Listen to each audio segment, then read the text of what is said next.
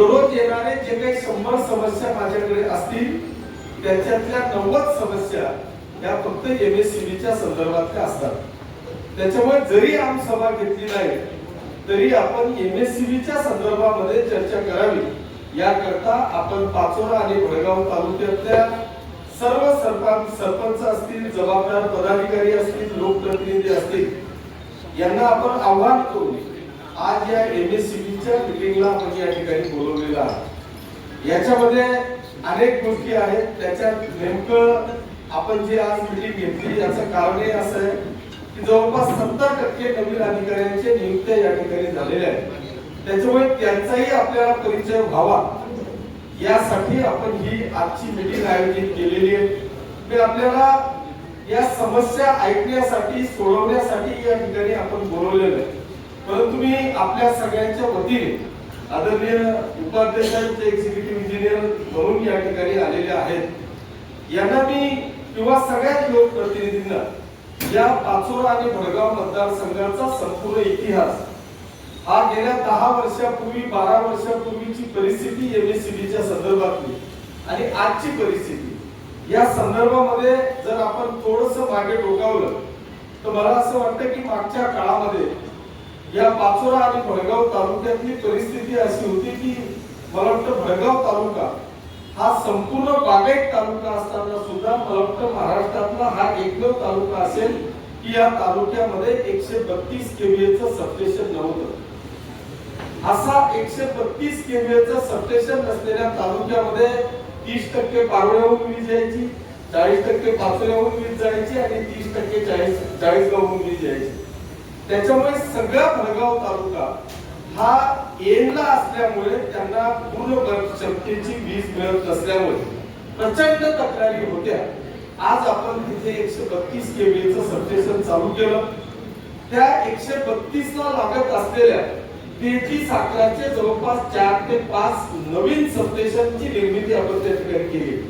मध्ये नवीन सबस्टेशन मध्ये आपलं लोण आहे, वडजी आहे, वडदा, कोळगावचा आपण लोड वाढवला।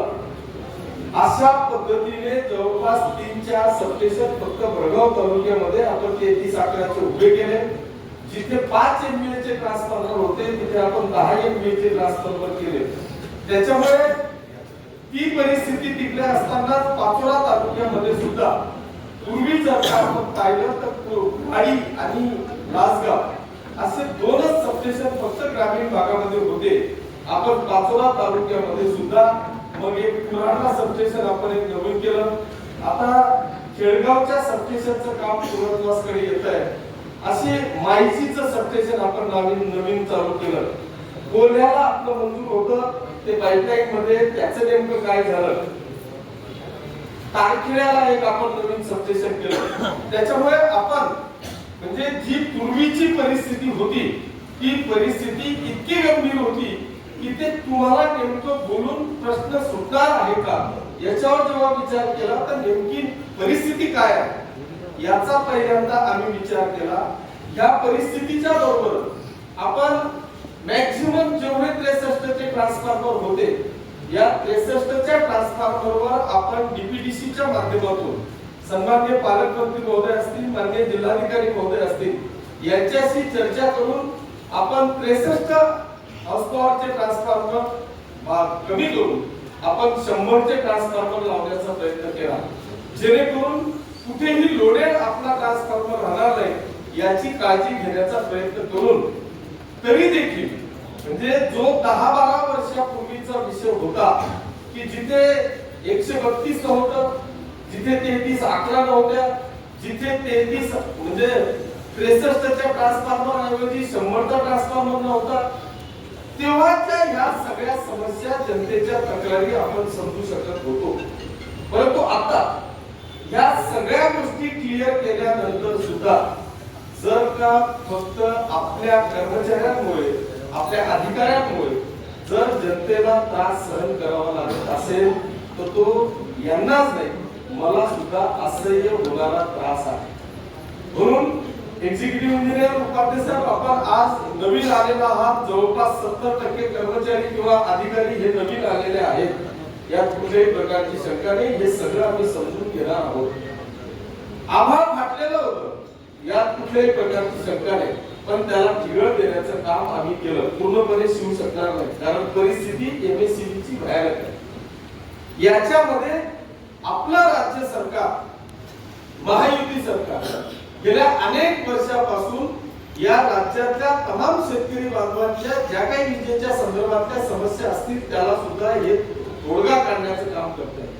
मग सोलरच्या रूपाने असेल, वेगवेगळ्या माध्यमातून असेल, निश्चितपणे काही राज्य सरकारच्या दाचकाठी असतील, पण त्या दाचकाठींचा गैरफायदा घेत आपले अधिकारी, कारण त्याच्यातल्या ज्या काही उणिवा असतील त्या उणिवांचा अभ्यास आम्हाला किंवा आमच्या लोकांना नाही, याचा पूर्ण अभ्यास तुमच्या अधिकाऱ्यांचा असतो, कारण त्याला फक्त तेवढे 2च पानं वाचायचे असतात.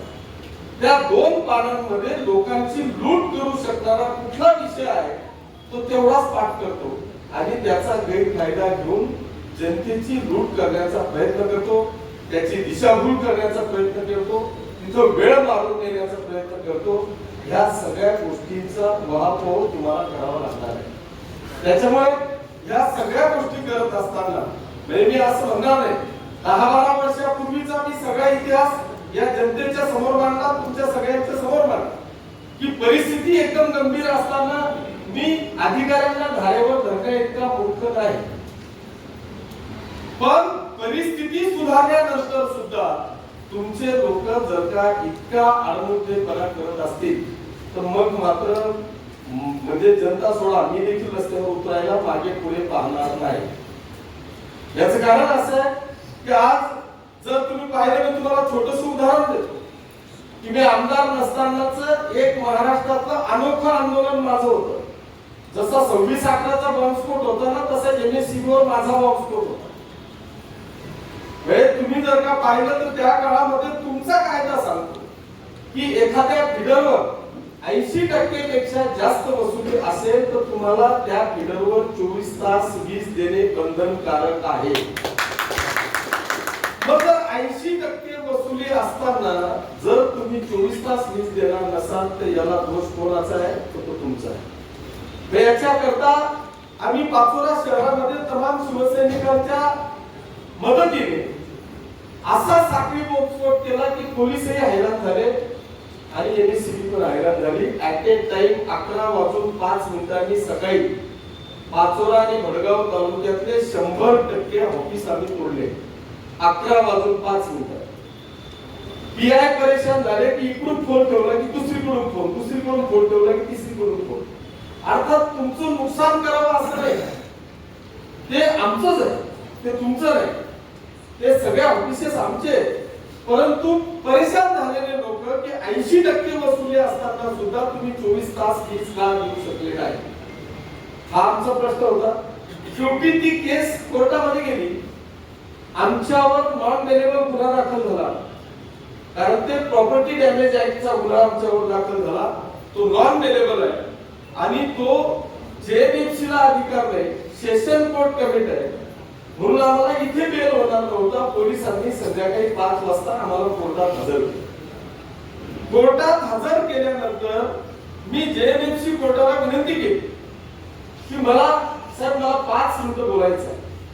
आणि मी कोर्टाच्या समोर बोलायला उभा राहिलो तोपर्यंत तिथेही लाईट गेली.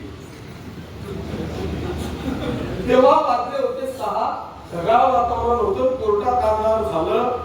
JNFC कोर्टाला अधिकार नसताना सुद्धा कोर्टाने आम्हाला बिनशर्त बेल दिला. जर कोर्टाची सन्माननीय न्यायालयाची जर का अशी परिस्थिती असेल की त्या सन्माननीय न्यायालयाला सेशन कोर्टाचे अधिकार असताना सुद्धा JNFC कोर्टने आम्हाला प्रॉपर्टी डॅमेज ऍक्ट सारख्या गंभीर गुन्ह्यामध्ये आम्हाला बेल दिला, मग एखादी कोर्टाला जर का हा विषय कळू शकतो तर मग आमच्या MSCBच्या अधिकाऱ्यांना की ज्याची खरी ही नोकरी आहे, ज्याची जबाबदारी आहे, या जनतेची सेवा करणं हा तुमचा जॉब आहे, हे तुमचं कर्तव्य आहे, असं असताना आमच्या जनतेवर अन्याय का, हा माझा प्रश्न त्यावेळेस होता. आजही तो कायम आहे. त्याच्यामुळे माझी आपल्याला या निमित्तानं विनंती असणार आहे मी तुम्ही नवीन असल्यामुळे अजून तुम्ही पूर्ण एरिया पण पाहिलेला नाही याची जाण मला आहे, परंतु याच्या करता मागच्या वेळेस गजानन माऊलींनी जय गजानन म्हणत म्हणत भेटून गेले.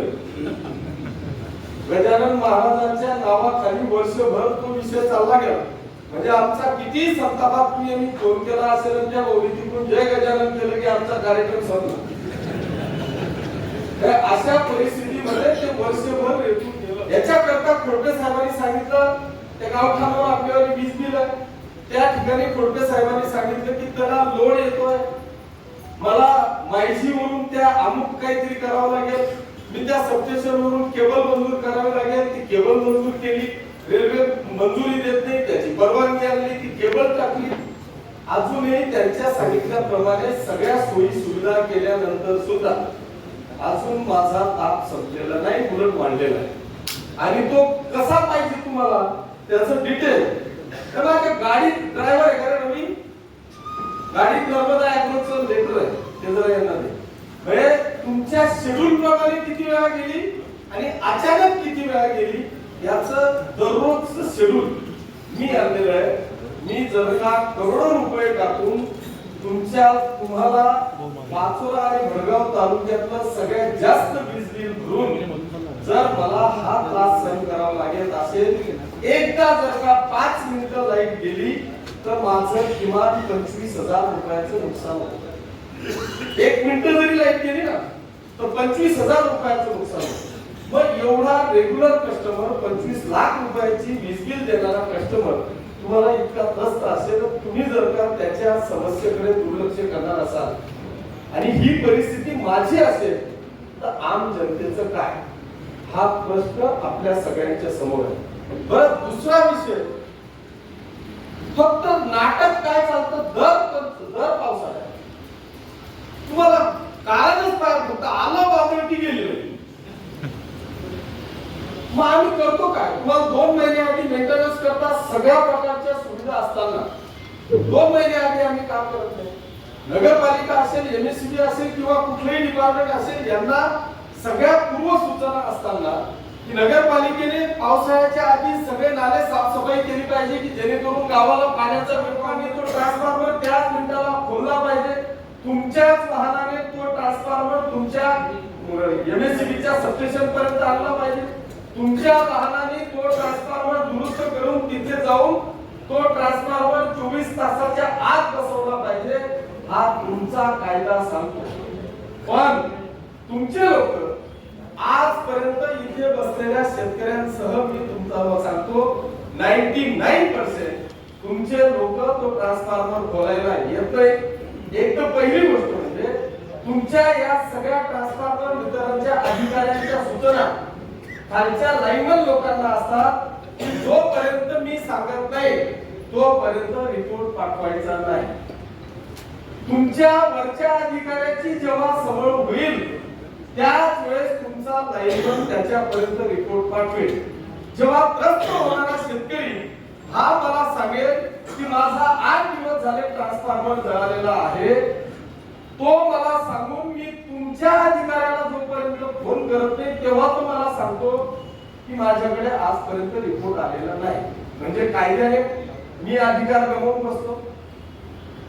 मग तुमचा लाईनमन काय करतो की जर का त्याला 8 दिवसापूर्वी माहिती आहे की हा ट्रान्सफॉर्मर जळालेला आहे, त्याचा रिपोर्ट आल्याशिवाय तुमचा अधिकारी हा ट्रान्सफॉर्मर देऊ शकत नाही, मग तुमच्या त्या लाईनमनवर तुम्ही काय कारवाई करणार?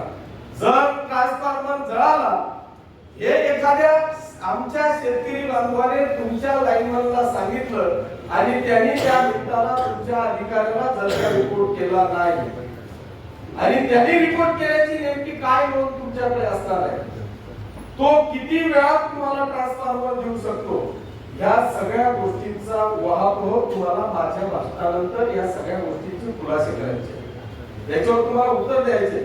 पण हे देत असताना याच्याकरता ह्या सगळ्या तुमच्या खालच्या सगळ्या अधिकाऱ्यांना नुसती वॉर्निंग नाही, यांची युनियन आहे याच्यावर कारवाई केली की मग तो माझ्या विरुद्ध काय करेल, तुमच्या विरुद्ध कोणाला येऊ द्या, आमदार म्हणून माझ्या सहित ही जनता तुमच्या सोबत चांगल्या कामासाठी 100% उभी आहे. पण कोणत्या तरी युनियनला, बायकांची युनियन आहे, त्याला कारवाई केली की मग ते उपोषणाला बसतील. या इंजिनियर लोकांची युनियन आहे, याच्यावर कारवाई केली की मग ते उपोषणाला बसतील. अरे बसू द्या ना, आम्ही तुमच्या सोबत आहे चांगल्या कामासाठी. लाईनमन पासूनचे एक्झिक्युटिव्ह इंजिनियर पर्यंत जर तुमच्यावर अन्याय झाला त्याच्याकरता आम्ही सगळे आमच्यावर शेतीचा नांगर चालतोय. तो शेतकरी बैलाला चाबूक मारत असताना त्याची काठी त्या ताराला लागते. 2-5 वर्ष तुमच्याकडे तक्रारी करून सुद्धा तो ताराची किंवा त्या वायरी तुमच्याकडून ओढल्या जात नाही. आमच्याकडे इथे एक्सप्रेस साहेब 33 अकराची 20 11 केवीची 20 गणपती मंडळ बसतंय. आमचा एक पोरगा शॉक लागून तिथे हात दाखवून तो मुलगा जातोय. अशी परिस्थिती तिथे आहे. तुमच्या या 11 केवीच्या लाईनी आमच्या घरावरून गेलेल्या आम्ही सांगतो तर त्याच्याकरता तुमच्याकडे तरतूद नाही. बंद करायची लाईन बंद करायची प्रोव्हिजन नाही, त्याच्याकरता आर्थिक तरतूद नाही. मग याच्याकरता काय त्या घरवाल्यांनी करायचं? तुम्ही सिस्टीम मध्ये लाईन टाकलेली नाही. आज अशी परिस्थिती आहे की प्रत्येक ट्रान्सफॉर्मरवर गेला फ्यूज टाकायला मला एक ट्रान्सफॉर्मर असं दाखवा किंवा एक तुमची ती पेटी असते, एक पेटी मला जर तुम्ही दाखवून दिली ना पूर्ण मतदारसंघामध्ये की तिथं लाईन पण गेला, त्यांनी पूर्ण उघडलं, त्याचा फ्यूज टाकला, पेटी पॅक केली आणि चाबी घेऊन घरी गेला. असं जर का एक उदाहरण दिलं ना, मी गुलाम नाही आमदारकीचा राजीनामा देऊन टाकेल. ही जबाबदारी तुमची आहे. अरे सगळ्या डीपीवर जर पाहिलं तर डीओ टाकायला गेलं ना तर आमच्या पायातलं बूट त्याला बांधून तो डीओ टाकलेला होता. दगड टाकलेला होता. एक लाईन म्हणून तुमचं काम करते तो शेतकरी 99% शेतकरी काम करतो. तुमचे लोक काय करतात? मी साहेब आम सभा जर का घेतली तर आम सभेमध्ये 80% वेळ फक्त एमएससीबी वर जायचा आणि 20% मध्ये सगळे विषय व्हायचे. म्हणून आज फक्त एमएससीबी वर विषय आपण घेतलेला आहे. असे अनेक विषय आहेत. पण माझी आपल्याला विनंती आहे, तुमचा चेहरा मला सांगतोय की तुम्ही एकदम सुंदर काम कराल, काहीतरी बदल घडून द्याल अशी मला खात्री वाटते. मी उपस्थित सगळ्यांना या निमित्तानं विनंती करेन. मी एक्झिक्युटिव्ह इंजिनियर पासून तर लाईनमॅन पर्यंत मी सगळ्यांना आजपर्यंतच्या माझ्या राजकीय आयुष्यात एकही अधिकारी किशोर अप्पाविषयी तक्रार करू शकत नाही की यांनी आमच्यावर अन्याय केला. पण मी जनतेवर अन्याय होऊ देणार नाही हे सुद्धा तेवढंच करेन. माझी विनंती आहे, माझा 100% अधिकारी कर्मचारी या सगळ्यांना पाठिंबा असणारच आहे, पण चांगल्या कामासाठी. त्याच्यामुळे उपस्थित सगळ्यांना जे आमचे शेतकरी बांधव आले, सगळे लोकप्रतिनिधी आले, सगळे ग्रामपंचायत सरपंच असतील, पत्रकार बांधव असतील, ज्यांना मी तुमच्या बऱ्यापैकी विषय हे घेतलेले आहेत. अजून जे काही किरकोळ विषय असतील या संदर्भामध्ये आपण फक्त प्रश्न मांडावा, प्रश्नाचं उत्तर आपण घेऊ. मी ह्या सगळ्या चर्चेनंतर आज तुम्हाला बोलवलेलं आहे. येणाऱ्या 8-10 दिवसानंतर 15 दिवसानंतर आपण तुमची सगळं तुम्ही परिसर पाहून घ्या. आजच्या ज्या सूचना आहेत त्या सगळ्या सूचना तुम्ही या सगळ्यांना द्या. मी म्हणून मीटिंग बोलवताना लाईनमन पासून तर तुमच्यापर्यंत बोलवलेले आहे. या सगळ्या गोष्टींच्या बरोबर म्हणजे हे सगळे तुम्ही समजून घेऊन 15 दिवसात त्याच्यावर आपण काय बदल करू शकतो किंवा काय करू शकत नाही याचं डिटेल तुम्ही माझ्यापर्यंत द्या. हे मागचे बोललं काय हे सगळं माझ्यापर्यंत द्या. तुमच्याकडून जे होणार असेल ते यस करा, जे शासनाकडून आणायचं असेल ते सांगा. मला दुसरा एक महत्त्वाचा विषय की त्याच्यावर राज्य सरकारचा निर्णय आहे की ते स्मार्ट मीटर लावावं. हरकत नाही, तो केंद्र आणि राज्य सरकारचा निर्णय आहे. त्याच्यामुळे त्याच्यात मला विरोधात जाता नक्की येणार नाही. परंतु साहेब जी काय परिस्थिती आहे, एक व्यक्ती की जो जुन्या मीटरमध्ये मोलमजुरी करणारा व्यक्ती की ज्याचं 200 रुपये बिल येत आहे, तुम्ही स्मार्ट मीटर लावलं की त्याचं डायरेक्ट 5000 रुपये बिल येत आहे. हा नेमका फरक काय? त्याच्यातही माननीय मुख्यमंत्री महोदयांनी थोडस एक स्पष्ट विश्लेषण दिलं. त्याच्यात काही अंशी तथ्य आहे, मी समजू शकतो. त्यांनी सांगितलं की मागच्या 25 वर्षातले जो काही 1-1.5 महिना होता तो इतका हिटचा होता की त्याच्यामुळे मागच्या वेळेस 25,000 युनिट जर का 25,000 काहीतरी सांगितलं की एवढे युनिट जर का महाराष्ट्रात मागच्या वर्षी ह्या महिन्यात वापरले गेले आणि ह्या वर्षी त्याच महिन्यात एवढे युनिट वापरले गेले, त्याच्यामुळे कदाचित ते बिल वाढलेले असतील. पण साहेब, आपल्या माहिती करता नक्कीच माननीय मुख्यमंत्री महोदयांचं मी स्वागत करेन, त्यांचे दिलेले निर्णय आम्ही स्वीकारतो.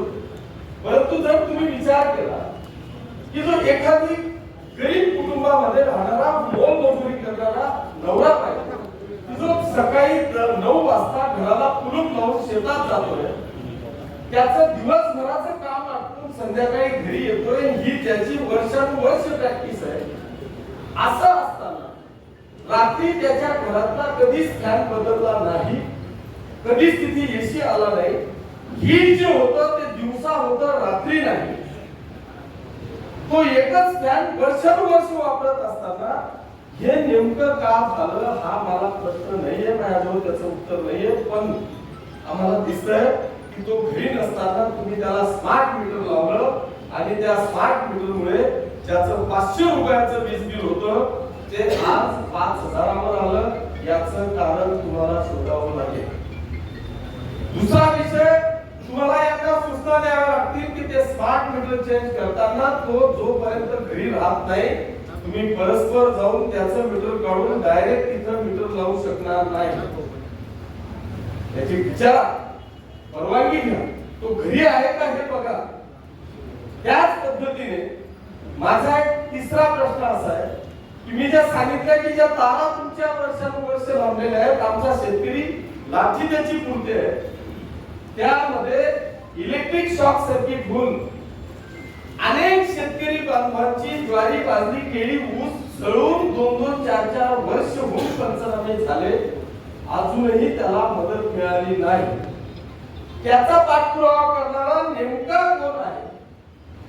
याला तुम्हाला मर्यादा काय आहे की एखाद्याचा पंचनामा झाला, तो रिपोर्ट तुमच्या शासनापर्यंत पोहोचला, त्याची मदत इतक्या दिवसात मिळायलाच पाहिजे. काय कालमर्यादा आहे याचा विचार आपण केला गेला पाहिजे. महत्वाचा विषय मी आपल्या माहितीसाठी सांगतो, तुमचे ट्रान्सफॉर्मर चोरीला जातात. कुठला गेला रे आता ट्रान्सफॉर्मर? मला काल पण गेला आपण एक मिनिट बसा. काय करतो तुमच्या लाईन मध्ये? ट्रान्सफॉर्मर चोरीला जातो. जर ट्रान्सफॉर्मर चोरायचा असेल तर त्याच्यात 100% तुमच्या लोकांचा हात आहे म्हणजे आहे. जोपर्यंत सबस्टेशन मधून तुम्ही लाईन बंद करत नाही तोपर्यंत तिथला व्यक्ती ट्रान्सफॉर्मर खोलू शकत नाही. ट्रान्सफॉर्मर खोलून तो एखाद्या गाडीत जात नाही तोपर्यंत तुमचा लाईनमन, तुमचा इंजिनियर, तुमचा एक्झिक्युटिव्ह इंजिनियर याची काय जबाबदारी आहे? त्याच्यावर त्या रिजन मधल्या जिथला ट्रान्सफॉर्मर चोरीला गेला तिथला लाईनमन, जे डेप्युटी इंजिनियर यांच्यावर तुम्ही आजच्या आज FIR दाखल करणार आहात का? हा माझा प्रश्न आहे, त्याच्यावर तुम्हाला उत्तर द्यावं.